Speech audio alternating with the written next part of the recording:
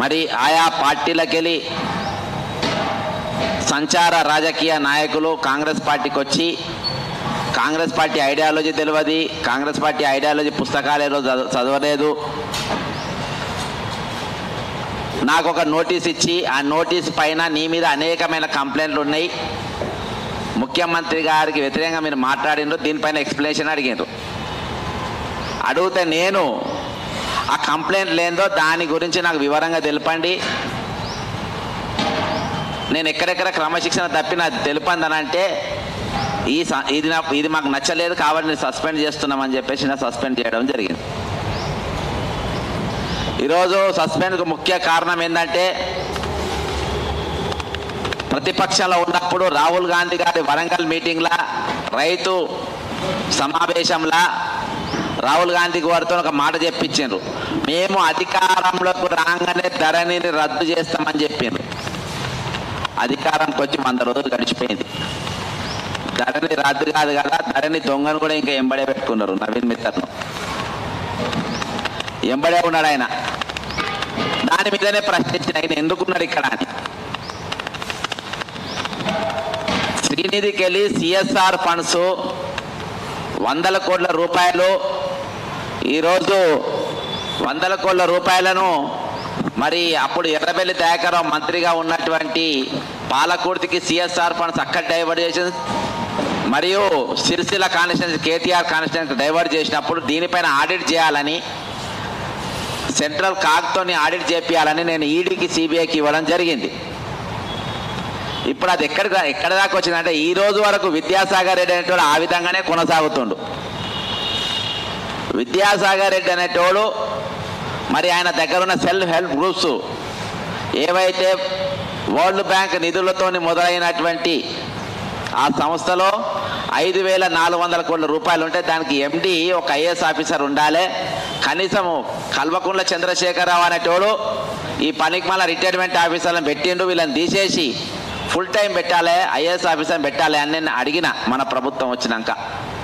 ఆయన తీసేయడం కాదు, పైపెచ్చు ఆయన అధికారంలో ఉన్నప్పుడు అంటే టీఆర్ఎస్ ప్రభుత్వం ఉన్నప్పుడు ఒకటే స్ట్రెచ్న 4 లక్షల సిమ్ కార్డులు కొన్నాడు.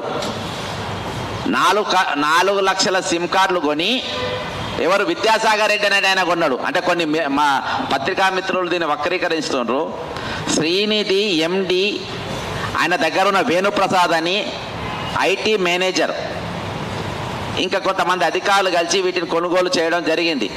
కింద ఉన్న ఆఫీసర్లకు పనిచేసే వాళ్ళందరికీ సెల్ఫ్ హెల్ప్ గ్రూప్స్ కింద పైన పనిచేసే వాళ్ళందరికీ ఆ సిమ్స్ ఇచ్చి వాళ్ళు ఎక్కడ పని చేసుకుంటున్నారు, ఏం మాట్లాడుతున్నారు, ఎక్కడ తిరుగుతున్నారు అనే సర్వీస్ ప్రొవైడర్ వాళ్ళకి వెళ్ళి తీసుకొని వీళ్ళ మాటలు విన్న వాస్తవం.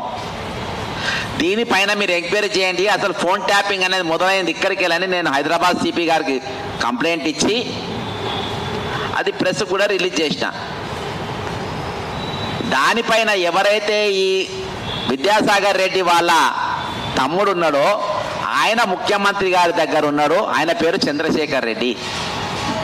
కాబట్టి మీరు అసలు పైలట్ ప్రాజెక్ట్ మొదలైందే పేదల పైసలతోనైంది.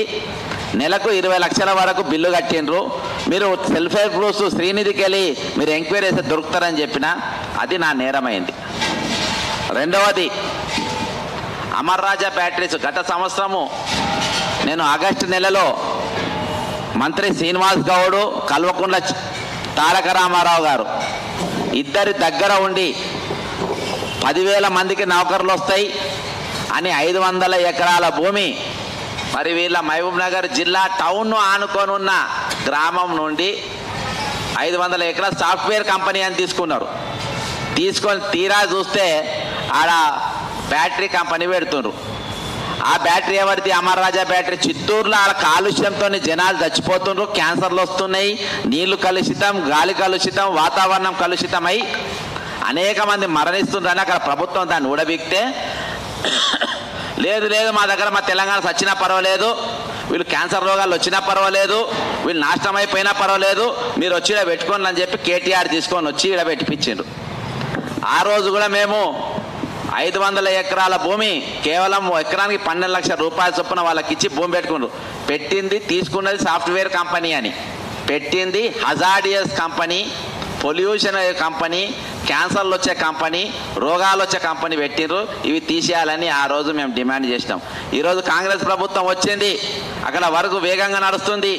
దాదాపు 3 వారాల కింద వీళ్ళు నన్ను అక్కడికి పిలిచిండ్రు, మహబూబ్ నగర్కు. అక్కడ వెళ్ళడం జరిగింది. దానిపైన మేము మొన్న డీజీపీ గారికి, మొన్న సాయంత్రం డీజీపీ గారికి మేము వెళ్ళి, మరి దీనిపైన వాళ్ళు మనం మోసం చేసిండ్రు, సాఫ్ట్వేర్ కంపెనీ అని చెప్పేసి హజార్డియస్ కంపెనీ పెట్టిండ్రు, బ్యాటరీలు పెడుతుండ్రు, మాకు రోగాలు వస్తాయి, దాని మీద మేము చర్యలు తీసుకోవాలి, లోకల్ పోలీసులు కంప్లైంట్ తీసుకోవాలని ఫిర్యాదు ఇచ్చిన తెల్లారి నిన్న సస్పెండ్ చేయడం జరిగింది. అంటే నేను కొన్ని కారణాలు చెప్తున్నా. ధరణి పైన ఒకటి, ఫోన్ ట్యాపింగ్ ఒకటి, ఇదొకటి. నెక్స్ట్ సందీప్ కుమార్ సుల్తానియా పంచాయతీరాజ్ ప్రిన్సిపల్ సెక్రటరీగా ఉండి మరి ఆయన కింద ఏమేమి అక్రమాలు చేసిండు, ఏం చేసిండు అనేది అన్నీ కూడా మేము ముఖ్యమంత్రి గారికి ఇవ్వడం జరిగింది. దీనిపైన ఎంక్వైరీ చేయమని, ఆయన కిందనే శ్రీనిధి నడిచేది, ఆయన కిందనే సర్ఫ్ నడిచేది. ఇలా ఉన్న బ్యాంకులలో ఉన్న నిధులు ఈ బ్యాంకులకి ఆ బ్యాంకుల డిపాజిట్లు ఎందుకు మారుతున్నాయి ఎంక్వైరీ చేయమన్నాం. అక్కడ కూడా కోపం వచ్చి ఉండొచ్చు. సోమేష్ కుమార్ భూములు 25 ఎకరాలు వాళ్ళ భార్య పైన అక్రమంగా కొన్నాడని ప్రభుత్వమే దాని మీద వార్త లీక్ ఇచ్చింది. ఇయాల్టి వరకు నేను ఆ భూమి మీద పోయి జర్నలిస్టు పంచాలని చెప్పి నేను జెండాలు బాట వచ్చిన అక్కడ. దానిపైన ఇయాల్టి వరకు చర్యలు లేవు. రింగు రోడ్డు రోజు 2 లక్షల రూపాయలు ఆదాయం ఇచ్చే హైదరాబాద్ రింగు రోడ్డును తీసుకుపోయి మహారాష్ట్ర ఐఆర్బి కంపెనీకి ఇచ్చిండ్రు. రాగానే తొలగించాలన్నాం. మాట వరుసకు 2 రోజులు మీటింగ్ నడిచింది. ఇయాల్టి ఎంతసేపు పడుతుంది, ముఖ్యమంత్రి 2 నిమిషాలలో ఊడబీకేయచ్చు. ఇవన్నీ డైలీ హైదరాబాద్కు లేదు అనగా రోజు ఒక అడ్వర్టైజ్మెంట్. ఇంకొకటి పెద్ద స్కామ్ అంటే అడ్వర్టైజ్మెంట్ లీడ్ స్పేస్కి ఒకదానికి, ప్రకాష్ యాడ్స్కు రెండింటికి మేజర్గా ఇచ్చిండ్రు. సెకండ్ ఎల్ఎన్టీ మెట్రో వాళ్ళకు, ఎల్ఎన్టీ మెట్రో వాళ్ళకు రోజు 15 లక్షల రూపాయలు వస్తాయి. తక్కిన 2 కంపెనీలు వీళ్ళన్నిటికడికి 1,50,00,000 వస్తాయి. అంటే రోజు దాదాపు 1,65,00,000 రూపాయలు జిహెచ్ఎంసీ నష్టపోతుంది అనేది నేను విజిలెన్స్ వాళ్ళకి ఇచ్చిన ఎంక్వైరీ. వీళ్ళెవ్వరు కూడా డబ్బులు కడతలేరు. చూపించేటి 10 బోర్డులు, పెట్టేటి 1000 బోర్డులు. వీటిపైన చర్య తీసుకోవాలి. వీళ్ళు ఈ కంపెనీ కాక వేరే కంపెనీ పెట్టి తీసుకుంటుండ్రు. ఈడ మన చిన్న కంపెనీల చంపేసి కేవలం పెద్దోళ్ళం బతికిచ్చే పని మీద ఉన్నారు అని చెప్పేసి అడ్వర్టైజ్మెంట్ వాళ్ళకి ఏ విధంగా ఆగం చేస్తున్నది ఒకటి. 46వ జీవో రద్దు చేస్తామని చెప్పేసి మనం అనలే. మీరు బస్సులలో ఎక్కి ఊర్లలో పోండ్రి, ప్రభుత్వం రాగానే 46 జీవో తీసేస్తామని ఒకరి మీద ఒకరు ఎగేసుకుంటా, ఒకరి మీద ఒకరు తూలుకుంటా, పడుకుంటా వాగ్దానాలు చేసి ప్రభుత్వం వచ్చి ప్రెసిడెన్షియల్ ఆర్డర్స్ కూడా మేము రద్దు చేసి మేము పెట్టిపిస్తామని చెప్పి తీరా చూస్తే వారికి మొండి చేయి చూపించారు. అదేవిధంగా 317 ఒక కమిటీ వేసారు, నడుస్తూ ఉంది. అంటే ఇంకా ఏవైతే ఖాళీలు మేము నింపుతామని చెప్పిండ్రో, ఏదైతే మెగా డిఎస్సి పెడతామని చెప్పిండ్రో అవన్నీ పెట్టకుండా ఈరోజు వాగ్దానం ఇయ్యనటువంటి, అంటే వీళ్ళు ధరణి మీద పూర్తి స్థాయి ఉద్యమం ఏ రోజు చేయలేదు, మిషన్ భగీరథ మీద ఉద్యమం చేయలేదు, కాళేశ్వరం మీద ఉద్యమం చేయలేదు, మరి ఏ ఒక్క ఇష్యూ పైన కూడా ఉద్యమం చేయలేదు. అయినా మేము అధికారంలోకి వస్తామంటే యూట్యూబ్ ఛానళ్ళు కానీ కొన్ని సోషల్ మీడియాలు మాసంటి కొంతమంది ఉద్యమాలు చేసి ప్రభుత్వం వచ్చిందంటే పరువు పోతుందని ఒక 6 పథకాలు తీసుకొచ్చారు. అంటే మేము మా పథకాలు చూసే ఓటేస్తామని. ఆ పథకాలు ఎవడు అడగలే. మాకు ఉచిత కరెంటు కావాలని చెప్పి ఎవడు పోయి అడగలేదు, మాకు ఫ్రీ బస్సులు కావాలని ఎవడు పోయి అడగలేదు. మేనిఫెస్టో కమిటీ దగ్గర పోయింది అంటే ఖాళీలు నింపమన్నారు, మెగా డిఎస్సి నింపమన్నారు, 2008 క్వాలిఫైడ్ టీచర్స్ పోస్టు ఏవైతే కోర్టు క్లియరెన్స్ ఇచ్చిందో దాని గురించి వాళ్ళు అడిగినారు. కానీ ఉచిత పథకాలు ఎవరు అడగలే. నువ్వే ఇస్తా అన్నావు, ఇయ్యాలి దాకా నువ్వు ఇయ్యలే. రైతు రుణమాఫీకి కేసీఆర్ 2 రోజుల ఎన్నికల ముందు అందరి అకౌంట్లకు రైతు బంధు పైసలు వేద్దామనుకున్నప్పుడు ఎలక్షన్ కమిషన్ అప్పుడు 7,000 కోట్ల రూపాయలు ఆపింది అకౌంట్లలో పడకుండా. మరి ఎన్నికలు కాగానే పెద్దలు పూజ్యులు ముఖ్యమంత్రి శ్రీమాన్ రేవంత్ రెడ్డి గారు ముఖ్యమంత్రి అయిన తర్వాత 7,000 కోట్లు నీ అకౌంట్లో ఉండాలి కేసీఆర్. ఆ 7,000 అకౌంట్లు ఎవరికి దగ్గర అకౌంట్లో పోయినాయి, ఎక్కడికి పోయినాయి? ఇవాళ దాకా ఇప్పటిదాకానే క్రమశిక్షణ కోసము పాటలైన కదా, ఇది నేను ఎప్పుడు మాట్లాడలే కదా. ఇప్పుడు నా పార్టికల్ బయటకు తీసి కానీ ఇప్పుడు నేను అడుగుతున్నా, ఈ 7,000 కోట్ల రూపాయలు ఎక్కడికి పోయినాయి, ఎవరి అకౌంట్లో పోయినాయి, ఎవరికి బిల్లులు చెల్లించారు?